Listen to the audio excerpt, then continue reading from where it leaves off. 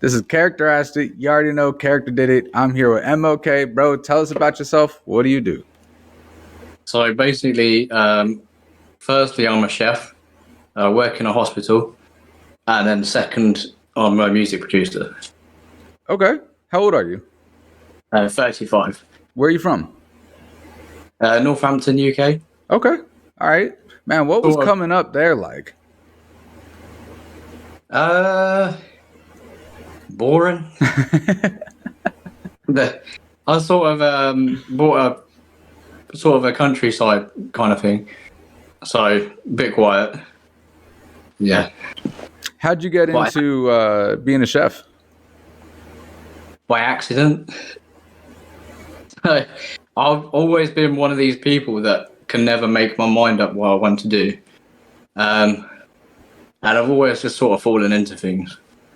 So the chef, I started off as a pot wash.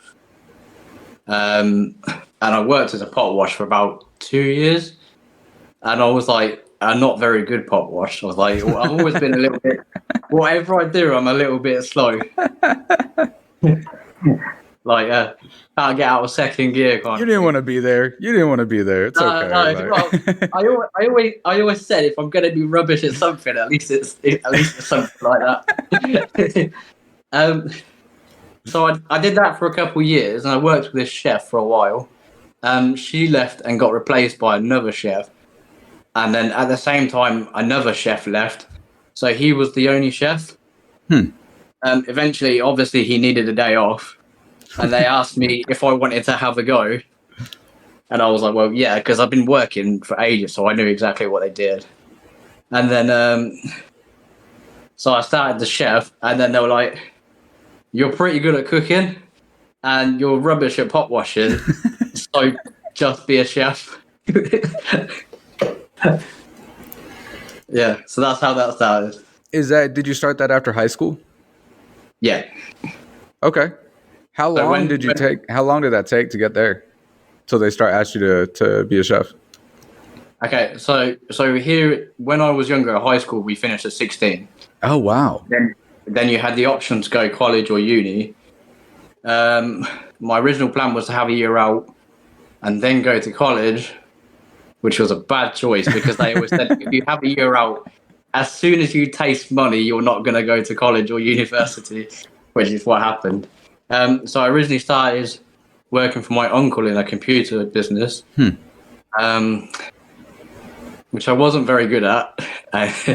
But he taught me quite a lot of things, but I wasn't very good. He's like a genius with computers, and I was just like thrown into it. He was doing it to basically help me out, to give me a job. Eventually, I found the pot wash job. I just needed to get out of the computer one because I was like, you know, when you're so bad, you feel like you're a hindrance, kind of. Everyone's getting stressed and it's my fault. So yeah, I was like, I need to get out of this place. And also the pot wash, ironically, was more money. Wow. Yeah, the wages are very different over here, especially compared to the US. I know I always keep up with like the catering over there. It's not very. No. No, it's not very. No. I feel sorry for the guys over there. So I did that. I was probably doing that for 2 years before I became chef. Wow. Then I say chef, I was unqualified chef, so like a cook. Then they asked me if I wanted to do some qualifications, as in learn, like doing it as a work. I started doing that for so it was a 1 year course. Probably about 6 months into it, the place closed down. We had some really bad, like, the owner didn't really run it very good. He just ran it to the ground kind of thing. Then I got a part-time job in another place. It was a nursing home originally. So that's where I started working as a pot wash and then a chef. Then I went to another nursing home, and then while I was there, I got a job in the hospital. And then the hospital let me finish my qualifications there. Wow. Yeah. What kind of food are you cooking in the hospital? Bit of everything. Really? Yeah, so where I work, they're pretty decent with the menu and stuff. Bro, it's not like it is here. No, well, yeah, because we have the NHS here, it's very different. Yeah, yeah. When did you start making music? So properly about 2 years ago. Basically when the lockdown started from coronavirus. Okay. Basically started off as a hobby. I started messing about with some like samples on my phone and like the little music app you can get on your phone.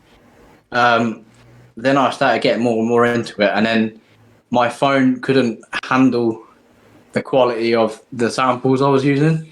So I went to a MacBook, which I had no idea how to use. So I started messing about on there, and then after like trying to work everything, I pretty much learned everything from YouTube. So I learned how to like do basic beats and melodies and stuff. So I bought like the MIDI keyboard to play all the instruments, everything on there, and I learned that as I was going along. Then I made this one like trance song. It was called "Calling for You." That seems like a long time ago now, and it was played on our local radio. No shit. How'd that happen? So they have like BBC Introducing here, which is basically for unknown artists. That's awesome. And then they listen to music, and if it's good enough, they play it on the radio. So after that happened, I was like, maybe I might start taking this a bit more serious. And then I made a load of tracks, and it was like a whole year before I got another song selected. Yeah. That's how it goes, though. That's how it goes. Did you have any background in music before that? No. No. No. Then what made you decide to do that? I just love music. It's funny because I have a very similar story. I don't not the same genre, but basically the same thing happened to me. But same age. I'm 35 too, so it was like exactly the same. It was 2 years ago, but yeah, that's crazy, bro. Tell me about the things that people don't know in America, what it's like living in England, and the misconceptions and the things we just have no clue about. Well, I find we're very similar. Yeah. If I don't want to offend you when I say no, please, no. Hey, look, you cannot offend me when we talk about America. Like I'm. Like the way I would describe England and America is if I could describe it as people, I would describe England as like a spoiled brat, like like a kid that's had too much luck, too much handed to them. They think they're awesome, but really they've just had everything given to them. And America is the cousin that's like ADHD. that's how. And then the rest of the world just gets pissed off with both of us. But we also think that we're better than them. We're like the annoying little cousin, bro. Yeah. You're the big arsehole, and we're the annoying little shit kind of thing. Together we're the terrible two. That's hilarious, man. That's hilarious. Yeah. It's so funny because public perception on America and Americans is so different with everyone I talk to in every different country. Yeah, I can imagine. It's crazy. I mean, the news obviously has a big part of that. I think the worst public perception that we have, the worst country, is here. Yeah. I mean, everyone's embarrassed by the things that we're known for now, I'm the same in the UK, mate. Yeah. What does success in life and in music look like to you? For me, it would just be able to make a living off music comfortably without having to worry about bills and things like that. And success in life? Just to have a happy family. Mm. I already have a family. We're pretty happy. I just want more money, and then I'm all good. Tell me about your family. So I married a Filipino wife from the Philippines. I met her in the nursing home where I started cooking, and then we have a child as well, 7 years old. Awesome, man! Congratulations. Thank you. It's funny. I literally right before we started this interview, I booked an interview with a girl from the Philippines. That's super ironic. I know. No, they're very talented, actually. Hell yeah. If you could go back and tell your younger self anything, what would it be? Well, I always say that I wish I'd got into music earlier, especially to do some sort of music course, because when you're like 16 in the UK, everything is free. Now it would cost me like 10 grand or something, but that's just not going to happen. I hear that, bro. You got anything coming up you want to talk about? Not really. I've been pretty busy with life at the minute. For sure, man. That's how it goes. A couple tracks coming slowly, but very slowly at the minute. Is there any one song that you've done that kind of stays closer to your heart than the others? Probably the first one that made it on the radio. Is when I listen back to it now, I think it was not the best track I've made. But I just remember when I got an email saying it's going to be played on the radio, I was absolutely buzzing so much. I was literally jumping in the air. It was amazing. Hell yeah, and you know that is a special track because that's the thing that made you decide to get kind of serious about it. So, well, yeah, if that didn't happen, I might have just got bored and quit, kind of thing. Sure. Is there any kind of like sentiment, piece of life advice that you'd like to leave anybody watching before we end it? Just be kind. I think it's so much hate spread through the world at the minute, and I think if you're kind or whether you're horrible, it has like a domino effect on the rest of the world. It's so easy to be horrible, especially if you're stressed or something, and it's definitely harder to be a good person. But if the more people are nicer, the easier it would be to be nicer. Facts, bro. Yeah, but there's just a lot of division, I think. Let me ask you one more thing before we end it, and for anybody watching, the BBC introducing, is that something that anyone can submit to?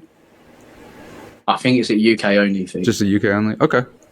Yeah. Well, anybody who's watching from the UK, tell them how to do it. So you go on the BBC, I think it's the BBC iPlayer website, and then you have to make like an artist account. Then there's like you fill in like your profile, and then you have like an uploader, and then you upload music. It can take up to 6 months to get listened to, depending how busy they are. Normally it's 1 to 2 weeks. Gotcha. Then they give you zero feedback. This is the problem. So when you don't get selected, it's like, why? Please tell me why. It could have been like, because it literally could be something like the audio quality, anything. Right. Like the track could be good enough. If there's a part of track where there's like a spike in volume where it hasn't been mastered properly, it won't get played. Right. Yeah, that makes sense. Anything like that, because for them it's their radio station. They have to keep up a certain level of quality also. For sure, bro. For sure, man. Hey, I really appreciate your time, bro. This has been Characteristic. Great episode with MOK. Peace up. I'll see y'all next time.